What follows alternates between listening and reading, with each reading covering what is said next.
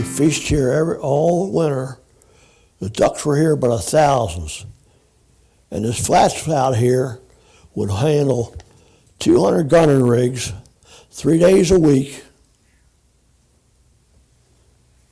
except from November the 1st till January the 30th.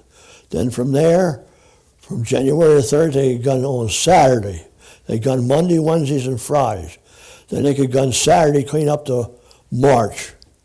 And they set their own laws until the government put laws in effect. And even back then, I got a list here of how many sink boxes there were out on the flats, who owned them, and of course it was a rich man that owned those. They took the sports out.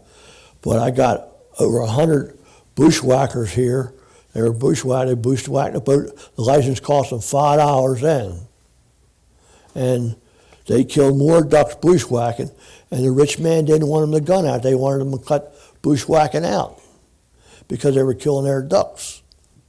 And it hasn't changed today. Still the same way. The rich man has a place to hunt. Everybody else got to find a place to hunt. It hasn't changed. But then, when they started making the steamboats, then all these rich people started having yachts made. And they were gunning from here to the Carolinas during hunting season. They just loved to hunt. And they could afford it. You know, and I, around here with the decoy makers we have, we're called Decoy Capital of the World, and there are so many different makers. We look at a body and say, well, this looks like a Holly, Taylor Boyd, this or that. You know, if they could just talk and they could tell us the whole story.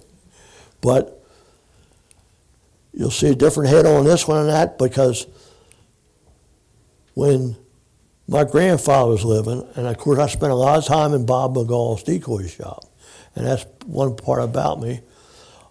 I knew Bob McGall, Madison Mitchell, Jim Currier, you know, and young Sam Barnes, and